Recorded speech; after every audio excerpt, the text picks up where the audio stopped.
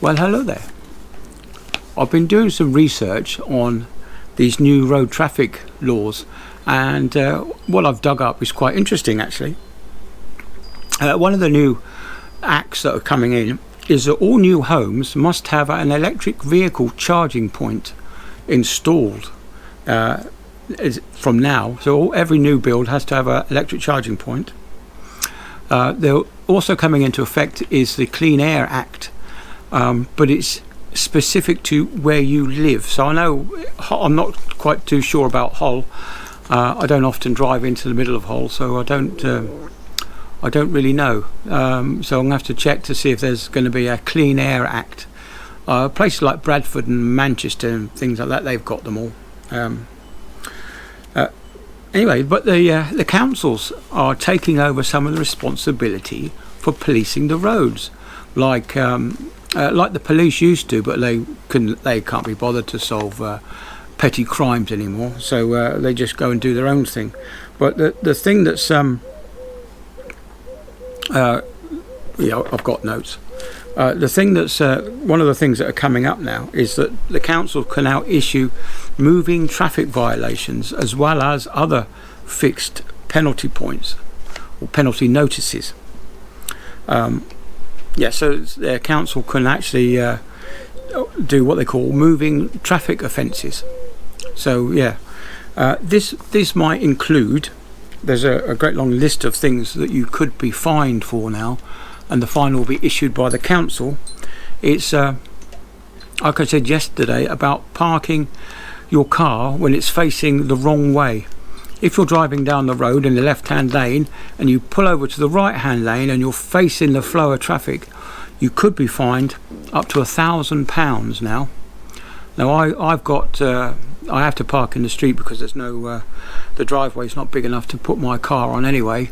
The front garden, I'd have to dig the front garden up, park it sideways anyway. But there's so I have to park in the street. Now if it was a dedicated parking space like you might find in town, where they've got the parking meters and they charge you a phenomenal amount of money just to stop park your car for 20 minutes or something, those they aren't applicable because they're a designated parking space. But if you park outside your house on the street, you have to park your car now pointing in the direction of flow of the traffic, and that carries £1,000 fine apparently. I hope it's not, but yeah. Anyway, the other thing is parking at our junction. If you park within 10 metres of a junction, which is 33 feet, I believe, you could be fined. And one of the other things that you might not be aware of is yellow boxes. The council can now fine you if you stop in a yellow box when you shouldn't be. You can be fined. If you do an illegal U-turn, the council can now fine you. And if you drive the wrong way up a one-way street, the council will fine you. Now, if you arrive at your neighbour's house in your car and you toot your horn to let them know that you've arrived, that is considered misuse of a horn, and you could face a fine of £30. The other thing is that during the winter, if your car's iced up or you have snow on the roof and windows and you don't clean that snow off, and your windows are obscured, or you drive down the road and snow blows off your car, you could face a fine of £60. The other thing is splashing puddles. If you drive along the road and you splash a pedestrian in a puddle, that carries a £5,000 fine. And between 6 and 9 points.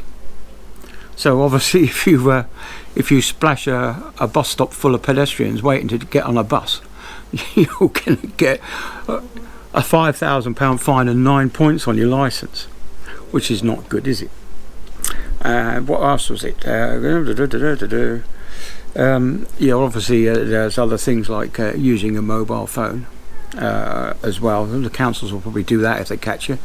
But yes, the other the other thing now is driving in a bicycle lane.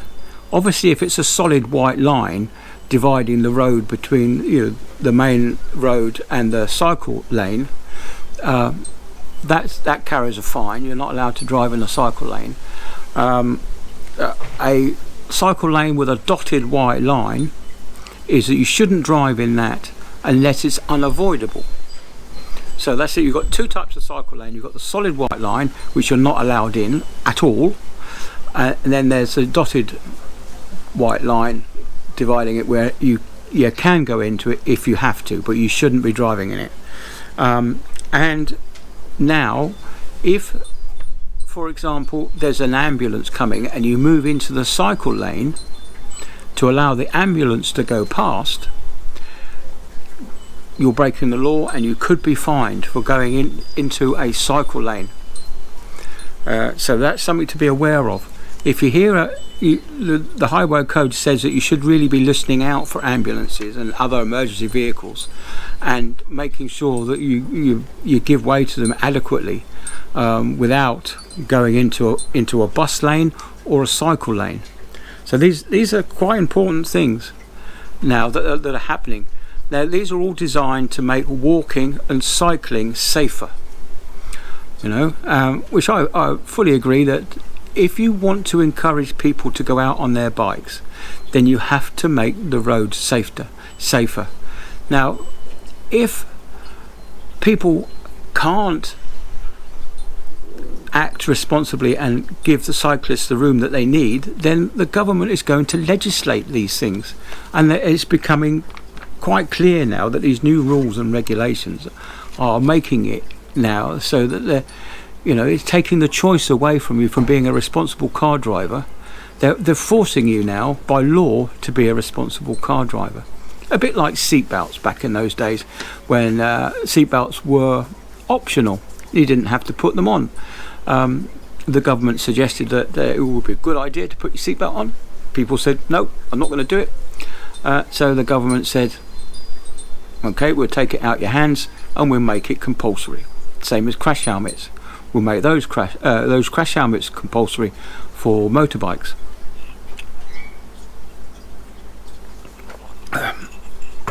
So, yeah, what can we take away from these new road traffic laws? Well, it's a car driver is now having to take second place. Now he's no longer king of the road.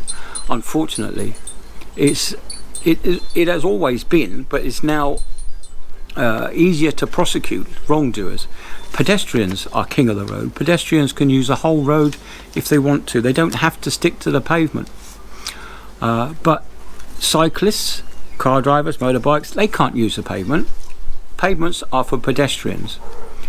Cycle lanes are for cyclists. But remember, cyclists don't have to use the cycle lane. They're not obliged to use the cycle lane. It may be unfit. It may be full of glass. It may be full of road chippings that become unstable. There may be splashed diesel. So cyclists are not required to use a cycle lane. You might think it's a bit strange, but there may be a good reason why the cycle lane isn't in use. It may just be unusable. It may be potholes. It may be anything that you can't see in your car. Right? Any other reason that we may or may not know about as a car driver. And of course, cars now have to give way to cyclists in a cycle lane. You can't just race up to a cyclist and pull in front of him to go left, because that's now illegal. You have to give way to a cyclist in a cycle lane.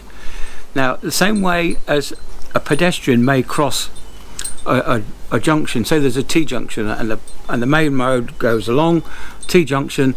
Now, as the pedestrian crosses a road, the car drivers, as they're pulling into that road, have to give way to the pedestrian.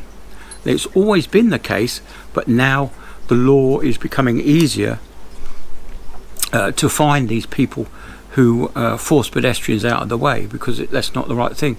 And also with a cyclist, as a cyclist drives past the T-junction, he has right of way. whether you think you're because you've got a big motor car, or whether you think you've paid vehicle excise duty, it doesn't matter. You're not allowed to do it. It's illegal. And as you know, I'm all for road safety and all that kind of stuff. And guys, when you see a cyclist, remember the safe stopping distance for 20 miles an hour is 40 feet. It's not a car length. It's not a meter. It's 40 feet. Yeah, that's quite a big distance. And you should know what 2 meters is, because you just spent the last 2 years observing a 2 meter social distancing. So that's 20 times 2 meters. For all those people who are unsure how far 2 meters is, we all know what 2 meters is. So 20 times 2 meters is the minimum you should give a cyclist at 20 miles an hour. Yeah, it's amazing, isn't it? And of course, when you're tailgating on the motorway doing 70 and you're literally a car length behind the car in front, you haven't got reaction time to stop.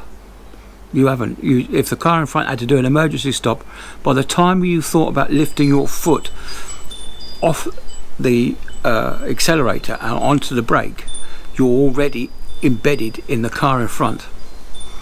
So yeah, just bear that in mind as well. On my journey back from holiday, I saw a group of 4 cars, and there was less than a car width between them. And on one other occasion, I saw another car pull out in between 2 cars that were a car width apart, and he just managed to squeeze in between and of course the car behind, he didn't want to give up his space, and I'm just thinking to myself, there's going to be an accident here. So I took my foot off the accelerator and I slowed down, and I thought, well, if they're going to have an accident, I'm going to be well out of the way. But anyway, right, so that's it. I've hopefully I've gone through it all. So let's just recap. Parking the wrong way on a road will cost you £1,000. Parking on a junction, not sure about that. The fine for that one. But you're not allowed in a bike lane or a bus lane. Even for emergency vehicles, you're not exempt. Yellow boxes, U-turns, driving the wrong way down a one-way street, blowing your horn, icy windows, splashing pedestrians. It's all going to cost you a pretty penny if you don't act responsibly. Anyway, that's I've rabbited on. So anyway, right. So I'm expecting a hire car pretty soon, so I should be off to work tomorrow morning, bright and breezy. Anyway, right, that's about it for today.